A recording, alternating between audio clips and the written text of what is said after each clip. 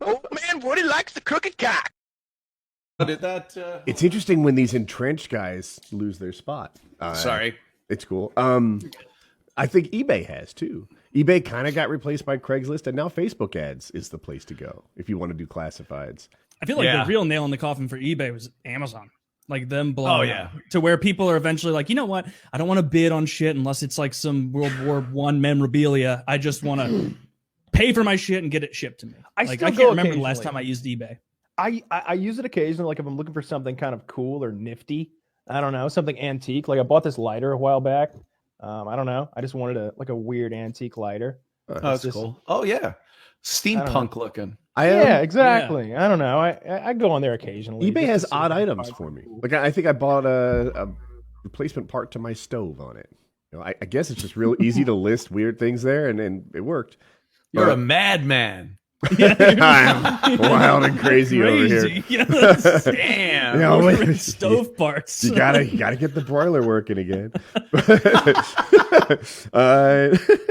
But yeah, so anyway, I guess there's a lot of different things listed. There's more SKUs on eBay than you can get maybe on Amazon. But by and large, I feel like it's dying.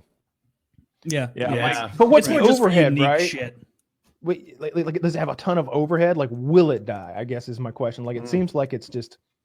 That's it doesn't have nearly as much sword to kill that thing. Yeah, it does. My understanding is it doesn't have nearly as much. Well, it obviously doesn't have as much overhead as Amazon because Amazon has distribution centers. Mostly eBay is individual third parties selling direct. You know, so yeah, that's why I think it'll just go forever. Full of shit. Yeah, it'll go forever. It just won't be that lucrative. It's a cash. It seems to me that right? Amazon is like Walmart, whereas eBay is like a yard sale. Yeah. It's like a yard sale. It's somebody's yard sale. Like years ago, I wanted to like clean out a room in my basement, and I told my girlfriend, I was like, everything in this room, put it on eBay, you get 30%. And she goes through like 10 years of video games and DVDs that I'm never going to watch again, taking pictures, and she sold it all in like a month or two. Nice. Yeah. That's the play, because I did the same thing with Keith the Cop. He's my producer for my show, and he's a retired NYPD lieutenant, and he's got all the time in the world. And I tell him all the time, hey, put that on eBay, and you keep 10%, 20%, whatever it is. And I've sold so many things. When I was fired but still getting paid under my contract for 2 years, I got into all kinds of hobbies that ended the second I got a job. Really? And all that shit went on eBay. Radio control, helicopters. This is before quadcopters and drones, whatever you want to call them these days. But this was like real helicopters that you had to learn how to fly. They weren't autonomous at that time. It was really hard to do. I bought ones that had literally jet engines, like those little jet engines. And it would say, you'd fire it up. It smelled like LaGuardia Airport and just sounded. It was loud, and I loved it. And then they all just became paperweights. Everything becomes a paperweight. It was the early 2000s that you guys got let go. First time, and you were still making. So you just pretty much just got into a bunch of random shit and immediately forgot about it when you got hired. Yeah, that was just a bunch of trash sitting around. I had so much time to do nothing, and I was getting paid. It was the most lucrative contract we signed as the Opie and Anthony show. And then after 1 year of a 3-year deal, they fired us, but yet still paid us for the 2 years. Yeah. But said we couldn't work. So what was that held like? us to our deal. Is it was the greatest. It wasn't stressful. It didn't hurt your feelings. You were just thrilled. I was the only thing that upset me and Opie was the fact that we couldn't work. And in broadcasting, especially at that time, there wasn't podcasting and anything. If you were out of the game, you had to worry about being forgotten. And then, after the 2 years, you might come back and no one wanted you. Thank God we had satellite radio to go to at the time. But for those 2 years, dude, it was going down to Atlantis, gambling, buying anything I wanted. It was just a crazy time. And I paid for it because it was just like smoking, drinking, sitting, playing video games, gambling.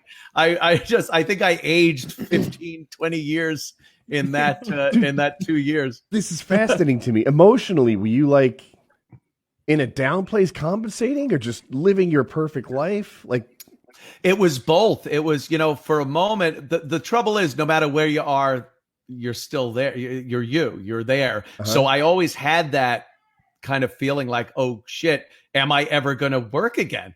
Because, you have a couple have sex at St. Pat's Cathedral. No one really wants you after that. Yeah. So, I mean, didn't you have thoughts where you were like, damn, in 2 years, I might have to be an HVAC guy again? Oh, God. No, they had paid us plenty. That wasn't even an option. I'll own the truck this time around, at least. Thank When God. When I was in prison, I was looking for anything and everything to read because that's how I wanted to spend my time. I don't want to get mixed up with the rough crowd in there or raped. So I spent all of my time reading. I read maybe a dozen books, and I would talk on the prison phone occasionally to various people in my life. And one of them was Chiz, the guy who runs like the background of the show. And I was like, yeah, any books that you think would be good, fucking send them to me. They'll search them for contraband, and then I'll get them a day later. Dude, if you would have been in that prison for 2 more months, it would have been like, yeah, that's Kyle, but they call him the professor. Pretty much. Man, so, you want to know about Harry Potter? I read the whole Harry Potter series. I'm not gonna lie, all the way through. It took me a week, but he sent me your book, and I hadn't read it previously. I burnt through it in maybe 3 days or something like that, 2 or 3 days. I fucking loved it. Oh, great, man. Your book is awesome. Whenever we do Audible reads, I often recommend your book. I've been permanently canceled, right? Permanently suspended. I had to record the whole thing, audio for the audiobook. It's a lot harder than you'd think. When you're talking, you just talk, but you don't notice every little mistake you make as you're just having an or an or something. But when you do that, you can't really have those pauses like that. That would be not good. Yeah. So I had to do it. And then I realized I could drink a few beers and really be good. And then one beer later and you're terrible. Fine line. Like anything, bowling, darts. Tightrope. Yeah. Yeah. You got to hit that curve. It's perfect. Was it hard to stand still? Do you want to go? Yeah, I want to say one of my favorite parts of the book, and I think this goes back to when you were during that 2-year period where you couldn't work. Maybe you went to a resort or to a vacation or something with a lady, and you stayed like a week or two, and she was like, "Wow, that was great." And you like get downstairs with your bags, you're ready to leave, and you're like, "Wait a fucking minute, why the fuck would I go home? You know what? Roll it back. Let's do another couple weeks." Yeah, it was 2 weeks in Atlantis, down in the Bahamas, and just wheeling out, checking out. I was literally checking out, and then thinking like, what am I going home to? You start thinking, you get on the plane, you go home, you land, you drive back to the house, and then like go, I'm thinking of all that, thinking, why am I doing this? And then I just told the person at the desk, can I get another 2 weeks here? And they said, yeah. I was like, all right, bags back upstairs. A month in Atlanta. It was amazing. A month. My favorite part, my favorite part of the book is when your mother sends you to go stay with your dad for a few months. Oh yeah. And when it's time to come back, I don't remember where you're coming back from. It's like you're coming from like Southern California to maybe New Jersey, right? To New York, yeah. To New York. Long trip. So your mom sends enough money for a bus ticket, like a plane ticket. No, my mom sent 2 actual plane tickets. She said, "Here it is, 2 plane tickets for me and my brother to go from." My father cashed in the plane tickets, bought 2 Greyhound bus tickets, and shoved us on a bus from LA to New York City. And it was a traumatic trip. We wound up right off the bus in New York City because this was 1978, something like that. And right off the bus, we got arrested for being runaways. They thought we were going to be, 10 minutes later. Oh, I just came from New York. And they thought we were going to be child prostitutes or something. And my mom was pissed. But my dad had to, he had to buy some big jumbo Budweisers. That's understandable. Well, you told he did get you laid though, which I thought like I was weighing the two, right? Like dad got you laid, but at the same time, he sent you on that hellacious bus trip with like $10 to your name. I think it was always man training. Like my dad would always put me in man training because I think his biggest fear in life was any one of his sons becoming a homosexual. He was like, it couldn't be dealt with. So it was constant man training. I mean, I was 13 years old. He shoved a gun in my hand and got me up on a horse with a scabbard and a 30-30 Winchester, like old school. I was like the rifleman. And yeah, oh yeah. And I had a Ruger 1022 pistol on my hip, tied low like Han Solo. It was awesome.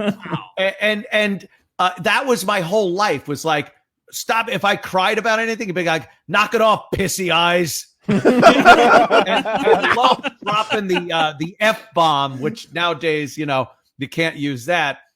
But the F-bomb for gay people. And that was his whole thing with me. So I think him sending us on a bus across country was another way of just man up. Him calling you pissy eyes is one of the funniest things I've ever heard. Yeah, your father might have liked my mom. My dad was like, he thought it was the Old West. When we grew up I grew up in San Juan Capistrano, California with him. That's how I spent my early teen years when I left New York. And he thought it was 1850. Like he really had that in his head. I got a cramp in my leg once and screamed bloody murder. And he looked at me and he's like, next time you scream like that, you better have an arrow in your chest. That's going to happen. My mom wasn't. When am I? Oh, Dad, engines. What was that, Dick? What did he do during the day? Was he like a frontiersman or like an accountant or something like that with all this? He started out as an investigator in New York. He was a private investigator for an insurance company. That's such a sketchy job. It's so sketchy. It was like, and I loved it as a kid because I'm like, my daddy's Mannix, you know. I thought it was like that. But then he went out to California because I think he wasn't allowed in New York anymore. So he went out to California and just became a cowboy. Like he wanted to be a cowboy, and he got this job as a caretaker of a huge ranch where he lived on it and had to make sure that the fences were mended for the cattle and all that stuff. And when I went out there to visit him, he shoved the cowboy hat on my head, boots on my feet, threw me on a horse and said, "You're a cowboy." And I loved it. It was a lot of fun. And as a kid, it's so exciting. You're just shooting guns off a horseback. Who wouldn't love that? But the irresponsibility of my father was second to none. And eventually, even I figured that out and said, I better get my ass back to New York and do something with I ended on that note. I love the wordplay. That was the best shit I've ever heard.